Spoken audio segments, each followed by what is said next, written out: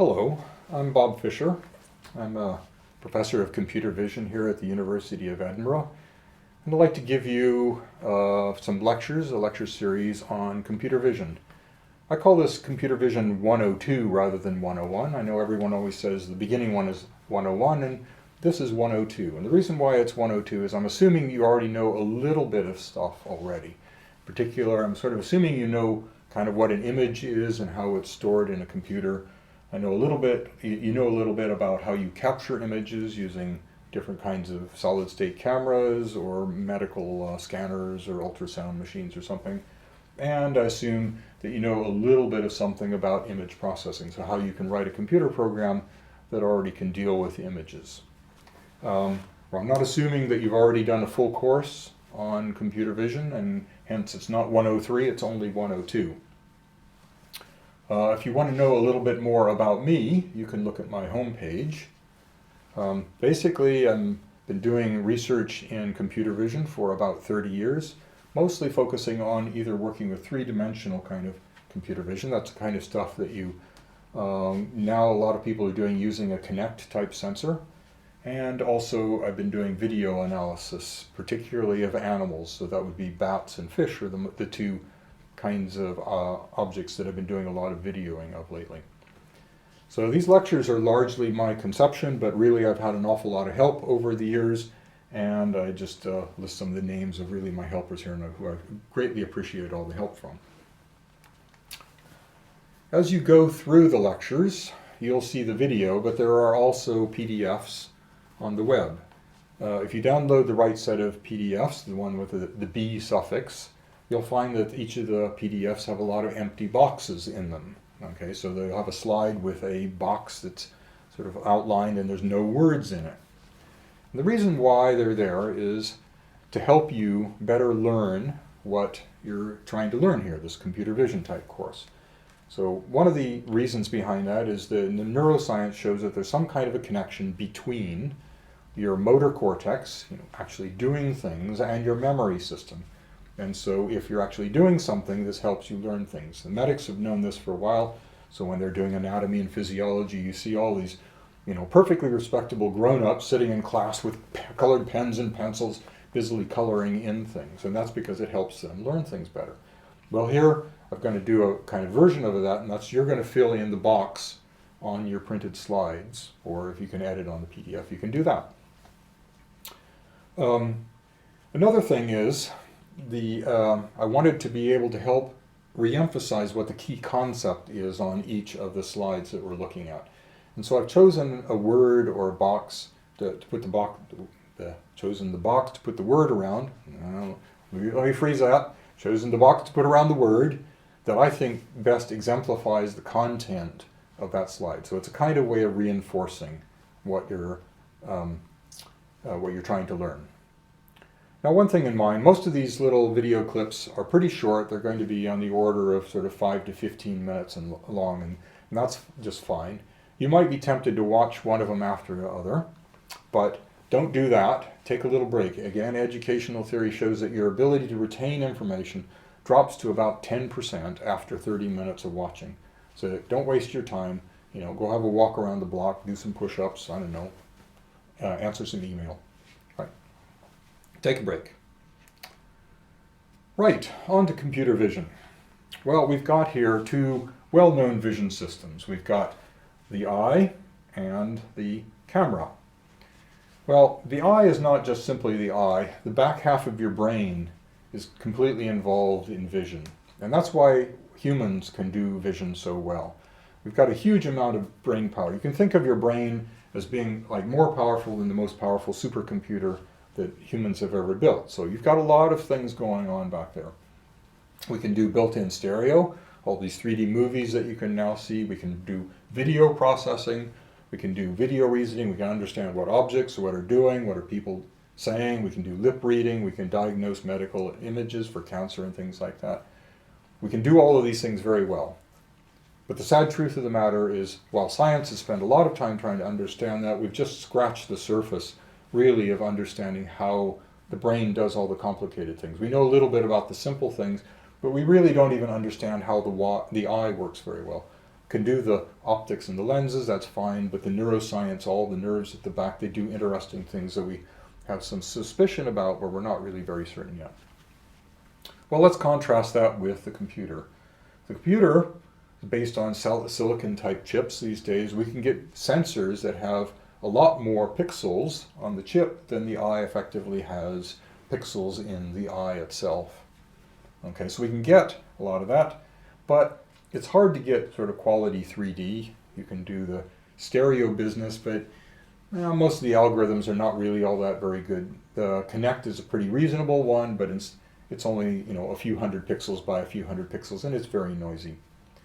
Cameras are generally limited by static viewpoints. They're not dynamic things moving around the world like people are generally. The spatial resolution is pretty low generally.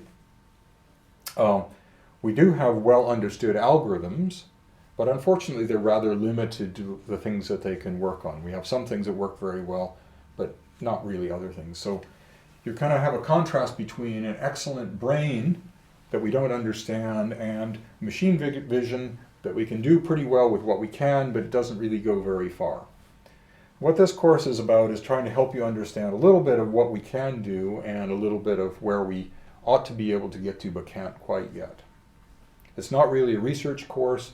It's really designed as a sort of second course.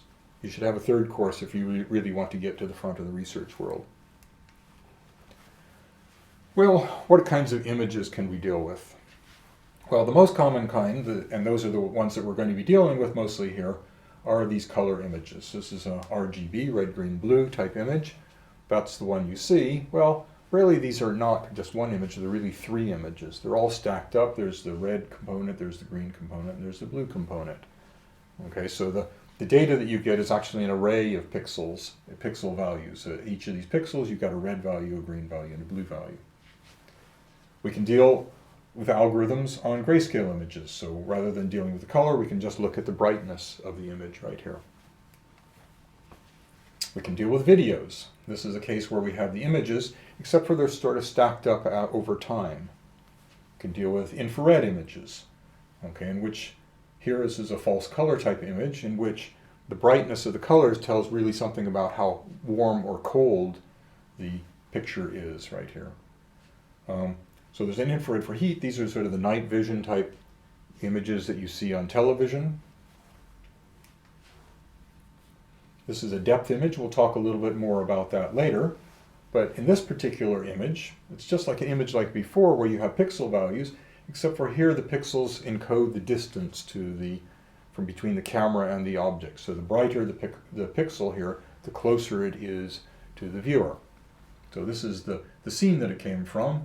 Only here we rotated on the side just to see, you can see the depth in front. We can even take this three-dimensional depth and we can take these pictures over time. So here you see a picture of myself in a slightly younger day, and you can see the picture, my expression is changing very slightly over time as I'm sort of bursting into a smile. So all of these sensors look very different. Okay, the images look very different, as you can see going through all this, but what they all have in common is that they have images. Okay, an image is basically an array of values. It may be indexed sort of horizontally and vertically across the image, horizontally and vertically, and it may be indexed in depth, either because you have multiple pictures over time or you have multiple different modalities, or the infrared or the different color channels. So they all come down to basically arrays of values, numbers that represent the brightness or something like the depth. And the algorithms that we're going to be looking at here can all deal with almost all of these different kinds of modalities because they're all just dealing with arrays of numbers, image arrays. So those are the kinds of images that we're going to deal with. What we're going to look at in this lecture series is 6 different example image analysis systems. These are the 6 that I've listed here. How have I chosen these 6? Well, if I'm thinking about you, you're probably going to be out doing some engineering or science, working in a company. You'll probably be part of a team that's going to be building something. Most of the systems that people built are sort of wrapped around one of these kinds of example systems here. These are very simplified systems, so you can understand the basic structure of these algorithms. but they're very simplified, so it's easy to learn what's going on. And we're going to look at almost all the details of each of these systems, so you could go out and rebuild one of these systems yourself. In fact, you can even find the code that we use to build them on the web for the most part. So this way, when you're part of a team, you may not be the computer vision or image processing engineer, but you may be part of a team that has one of those, and you will be able to understand the gist of what it is that they're working on. And in this way, you can be, a more effective sort of team member. Some of you will probably go on to more advanced type study, in which case you will be the people who actually build the real system, be the real computer vision engineer, and you'll be leading the other team members. So that's why I've chosen these six systems. And I'll just tell you a little bit about them. The first one is an object recognition system. We're going to use those flat geometric parts that we've seen, and we're going to attempt to recognize those parts in different positions and orientations. But they're rigid parts and they're not going to change shape. But still, this will give us a chance to try out some of the ideas of object recognition. The second system is a bit like the first system, except for now we're going to deal with non-rigid objects. Okay, so they're still going to be flat objects, but they'll be able to change shape. And we'll be able to develop methods that can represent whole families of shapes, building on the first one, but extending that.